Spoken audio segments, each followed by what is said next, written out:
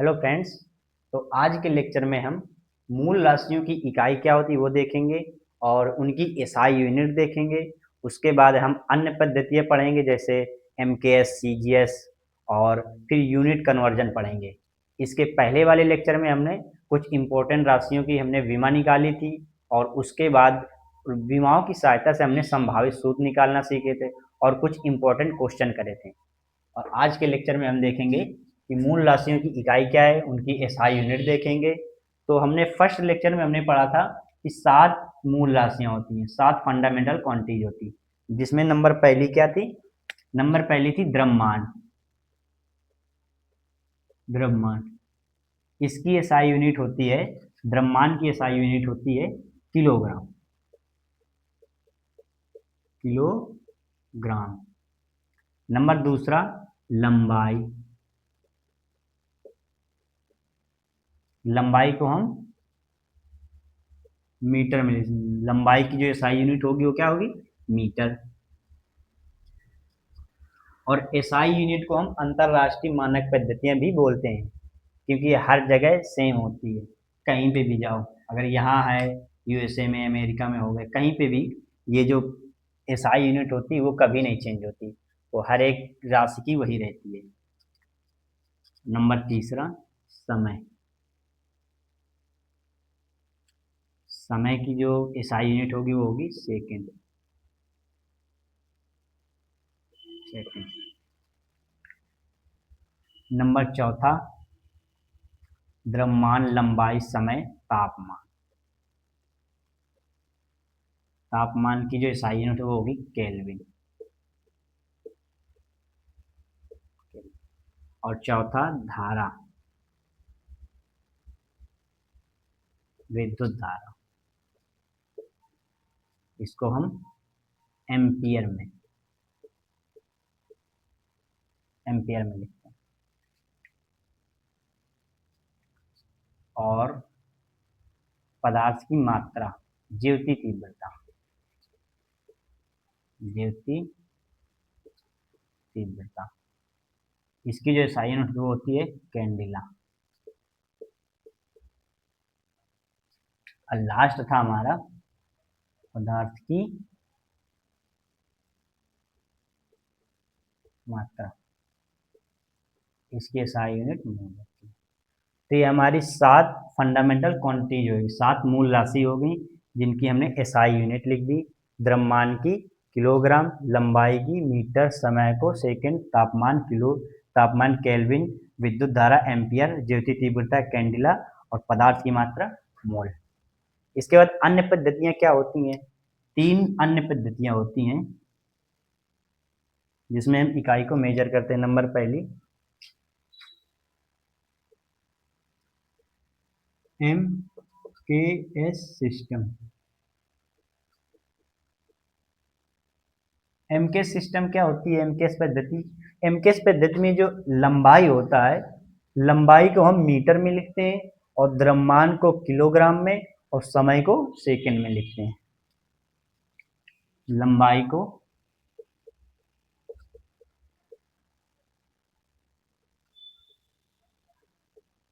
Metre में,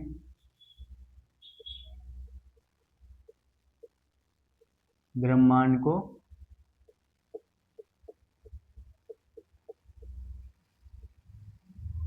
kilogram में और समय को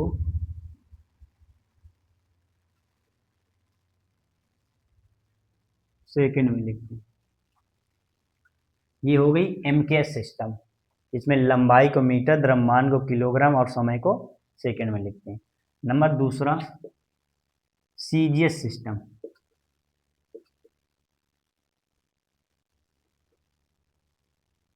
सीजीएस पद्धति में क्या था?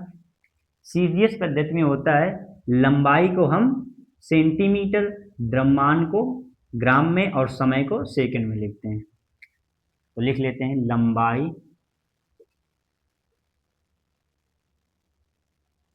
लंबाई को सेंटीमीटर, सेंटीमीटर, द्रव्यमान, द्रव्यमान को लिखते हैं हम ग्राम में और समय, समय को लिखते हैं हम सेकंड में। तो हमारी एमकेएस हो गया, सीजीएस हो गया, एक और होती है नंबर तीसरी, उसे एफपीएस सिस्टम कहते हैं। एफपीएस सिस्टम में क्या होता है, इसमें लंबाई को हम फुट में लिखते हैं और द्रव्यमान को पाउंड में लिखते हैं और समय को सेकंड में लिखते हैं। लंबाई, लंबाई को लिखेंगे हम फुट में, द्रव्यमान, द्रव्यमान को लिखेंगे पाउंड में, और समय, समय को लिखेंगे सेकंड। ये हमारे 7 सिस्टम हो गए, एमकेएस सिस्टम, सीजीएस सिस्टम और एफपीएस सिस्टम। ये 7 पद्धति, 3 पद्धतियाँ, सॉरी, ये 3 पद्धतियाँ हो गई जिनमें हम लंबाई को मीटर, द्रव्यमान किलोग्राम, समय सेकंड। सीजीएस में लंबाई को सेंटीमीटर, द्रव्यमान को ग्राम और समय को सेकंड में लिखेंगे। और एफपीएस सिस्टम में लंबाई को फुट और द्रव्यमान को पाउंड और समय को सेकंड। मतलब समय एक ऐसी राशि है जो किसी भी सिस्टम में चेंज नहीं होती है, तीनों सिस्टम में सेम रहती है। और इसके पहले हमने एसआई यूनिट पढ़े थे, मूल राशियों की एसआई यूनिट क्या होती है। जैसे नंबर पहला ये, दूसरा, तीसरा, चौथा, पांचवा, छठा और ये सातवां। ये 7 हमने मूल राशियाँ हो गई, उनकी एसआई यूनिट ये लिखी हुई है। तो ये हमने एक चार्ट बना लिया है।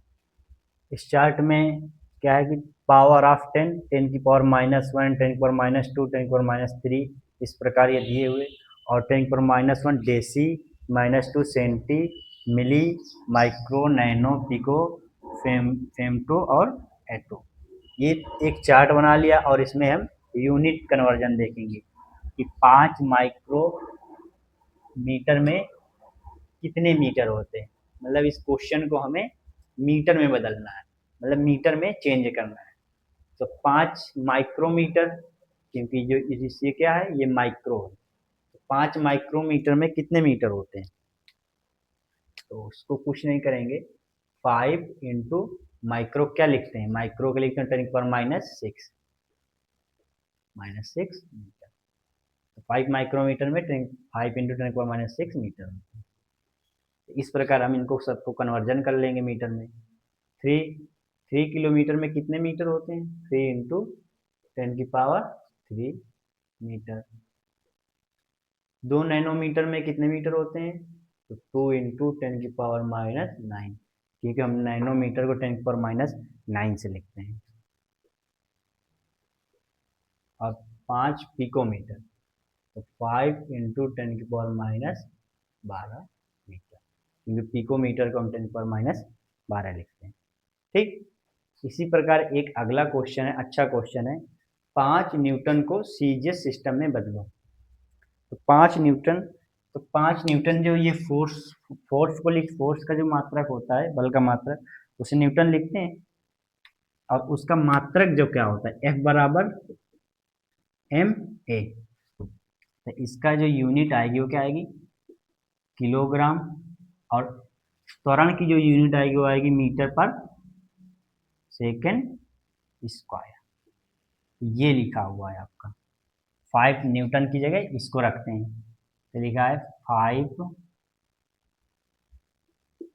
किलोग्राम इंटू मीटर पर सेकेंड स्क्वायर। इसे हम सीजीएस में कैसे बदलेंगे। सीजीएस सिस्टम में अभी हमने इसके पहले पढ़ा है कि सीजीएस में जो हम उसमें मीटर को, मतलब जो लंबाई को हम किस में लिखते हैं, सेंटीमीटर, और द्रव्यमान को हम ग्राम में और समय को सेकंड में लिखते हैं। तो यहाँ पर हमारा आ गया लंबाई किलोग्राम, किलोग्राम किस में हम ग्राम में लिखते हैं, सीजीएम में, सीजीएस में। इसको बदलो सीजीएस में, सीजीएस में, सीजीएस में बदलेंगे तो 5 रहेगा। किलोग्राम को हमें बदलना है ग्राम में। तो 1 किलोग्राम में कितने ग्राम होते हैं? 1000 ग्राम। मीटर, अब 1 मीटर में कितने सेंटीमीटर होते हैं? क्योंकि हमारी जो दूरी लंबाई होगी, मीटर को हम सेंटीमीटर में चेंज करेंगे, तो कितने? 100 सेंटीमीटर। और सेकंड, सेकंड हमारा सेकंड ही रहेगा, सेकंड स्क्वायर। तो ये चेंज हो जाएगा 5 इंटू 10⁻⁴ 1 2 3 4 5, 10⁻⁵ ग्राम सेंटीमीटर अपान सेकंड स्क्वायर। ये हमारा सेकंड में हो गया,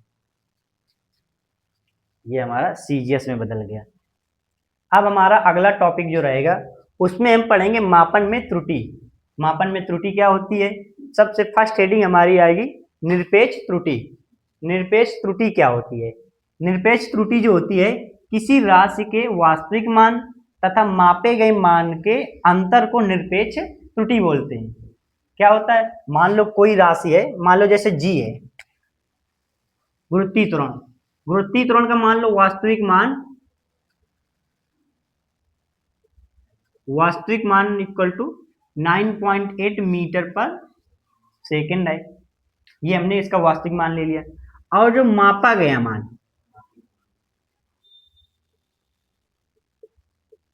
मापा गया मान वो हमारा आया 9.7 मीटर पर सेकेंड स्क्वायर।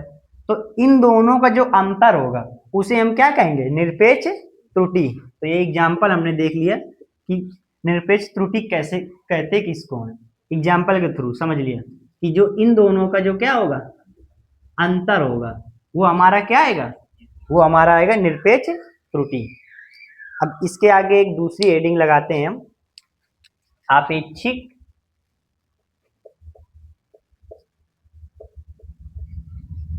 आपेक्षिक त्रुटि। आपेक्षिक त्रुटि क्या होती है?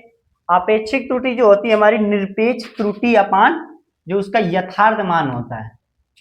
ठीक, तो आपेक्षिक त्रुटि को हम क्या करते हैं कि निरपेक्ष त्रुटि अपान यथार्थ मान के अनुपात को हम क्या कहते हैं? आपेक्षिक त्रुटि। इसे हम लिख देंगे निरपेक्ष निरपेक्ष त्रुटि तथा यथार्थ मान के अनुपात को क्या बोलते हैं हम? आपेक्षिक त्रुटि। आपेक्षिक त्रुटि कहते। ठीक,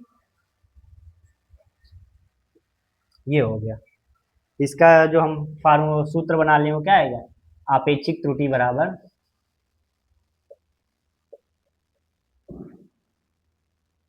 आपेक्षिक त्रुटि बराबर जो आएगा वो आ गया हमारा क्या? निरपेक्ष त्रुटि। निरपेक्ष त्रुटि अपान यथार्थ मान।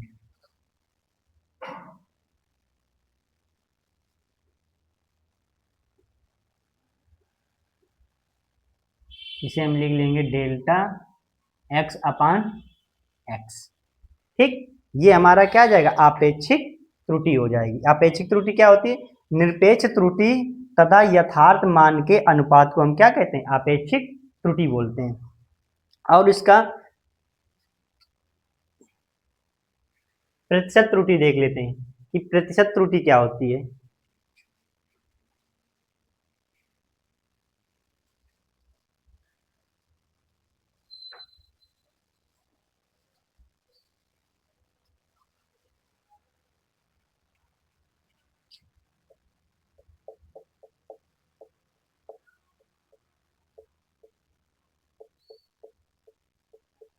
प्रतिशत त्रुटि जो होती है वो हमारा बस इसमें केवल 100 का मल्टीप्लाई कर देंगे और परसेंटेज लगा देंगे, वो क्या हो जाएगा हमारा प्रतिशत त्रुटि। उसे लिख देंगे निरपेक्ष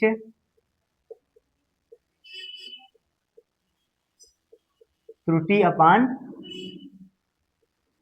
यथार्थ मान इंटू परसेंटेज, ये हो जाएगा। ऐसे हम इस प्रकार भी लिख सकते हैं क्या कि डेल्टा एक्स अपान एक्स इंटू 100%, ये हो जाएगा हमारा क्या, ये हो जाएगा प्रतिशत त्रुटि हो जाएगी। तो ये टॉपिक हमारा कंप्लीट हो गया। अब इसके कुछ न्यूमेरिकल लगाएंगे, ठीक।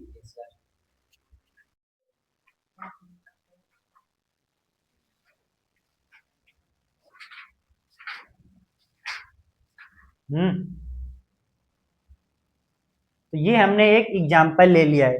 इसके पहले जो अभी हमने टॉपिक पढ़ा था निरपेक्ष त्रुटि और आपेक्षिक त्रुटि और प्रतिशत त्रुटि, जो हमने पढ़ा था उसी से रिलेटेड एक क्वेश्चन ले लिया है।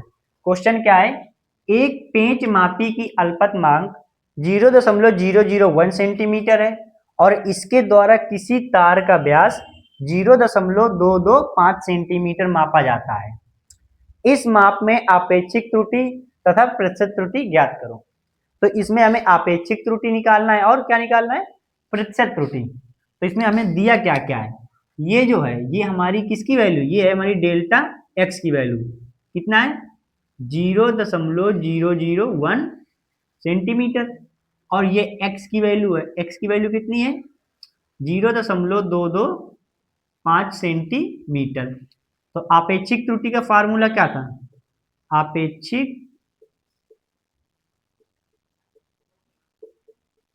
आपेक्षिक त्रुटि बराबर था डेल्टा एक्स बाई एक्स। तो डेल्टा एक्स की वैल्यू कितनी 0.001 अपान 0.225, ठीक।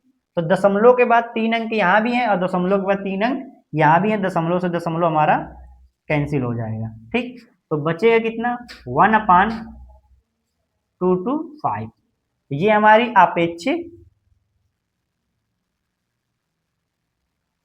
आपेक्षिक त्रुटि आ जाएगी, ठीक। अब हमें क्या निकालना है, अब हमें निकालना है प्रतिशत त्रुटि। तो प्रतिशत त्रुटि का फार्मूला कुछ नहीं था, बस इसी में इंटू करके 100 कर देते हैं। तो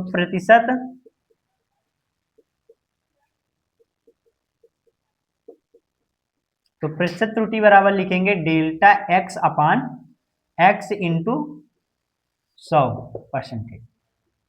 तो डेल्टा एक्स की वैल्यू वही है 0.001 और एक्स की वैल्यू तो 0.225, दशमलव से दशमलव कैंसिल हो जाएगा तो बचेगा 1/(इंटू 100 चल रहा हमारा है, तो 1/225 इंटू 100, ठीक।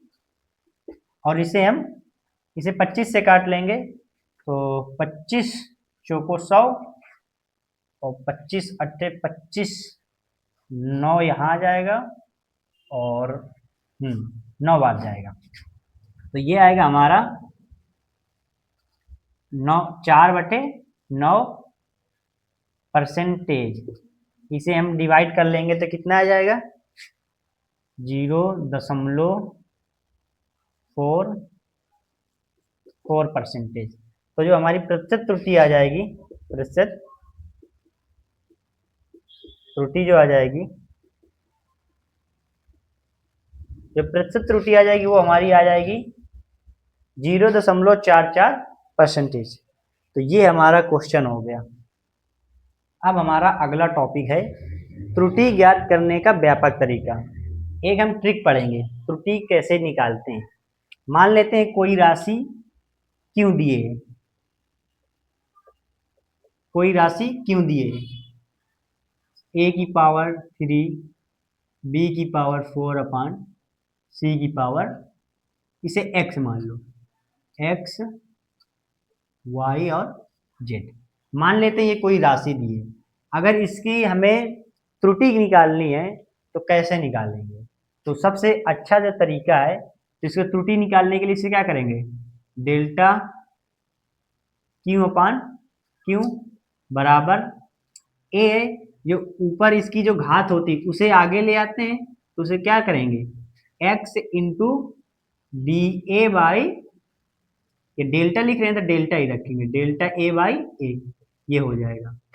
ठीक, और प्लस करेंगे जितने उसमें पद दिए होंगे, जितने अलग अलग जो हमारे वेरिएबल दिए होंगे, उन सभी को अलग अलग जोड़कर लिख देंगे, क्योंकि त्रुटि कभी भी माइनस की नहीं है, त्रुटि हमेशा ऐड होती है।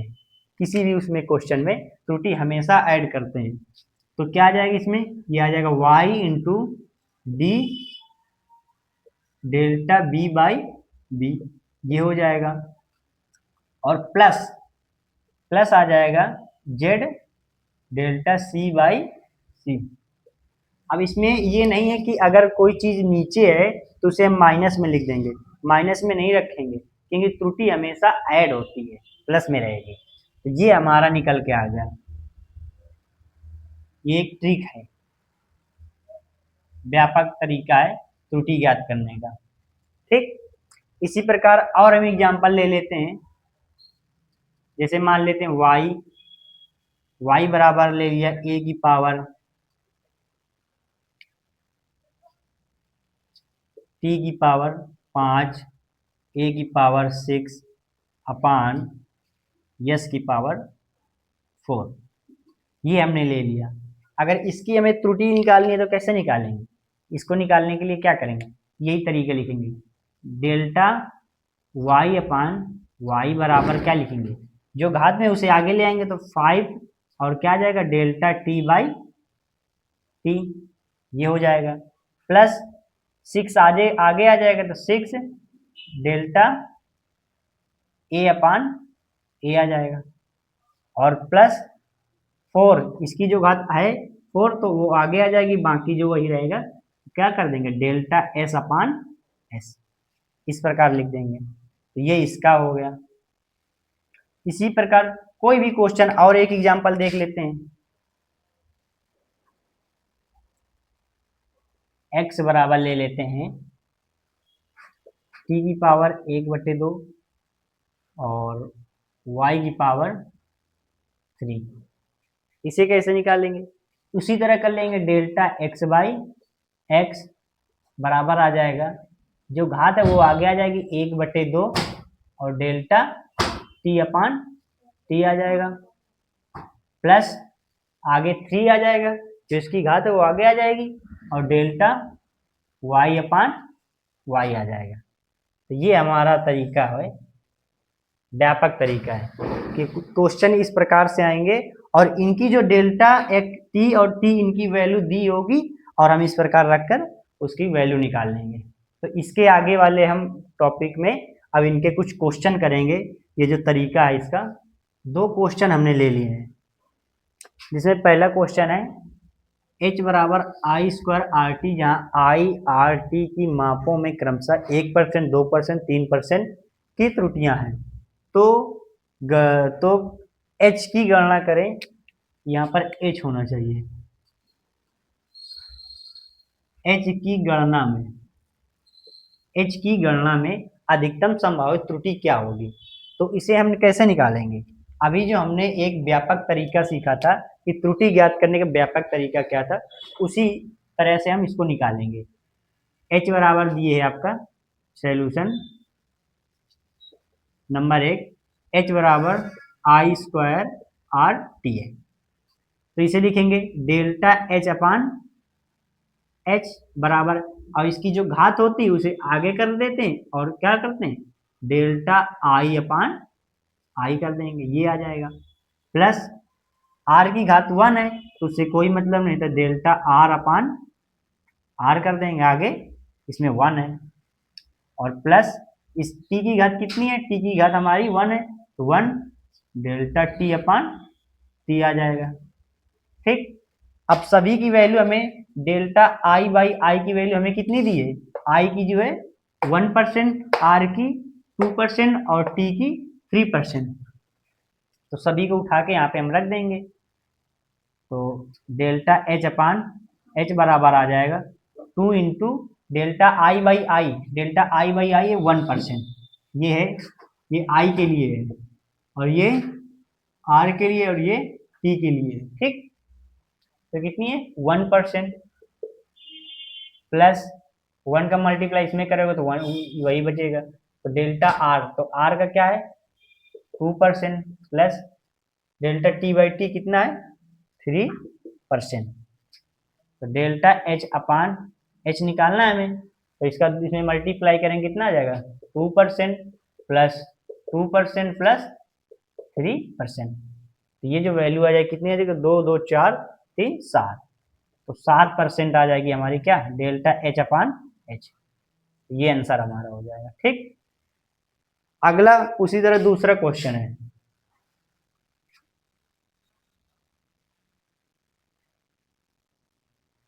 ठीक। दूसरे का सोल्यूशन क्या है, उसमें वेलोसिटी दी है v बराबर दिए रूट के अंदर t बाई एम, ठीक। जिसमें t में 2% और m में 3% है। तो v में संभावित त्रुटि ज्ञात करनी है, हमें v में संभावित त्रुटि निकालनी है।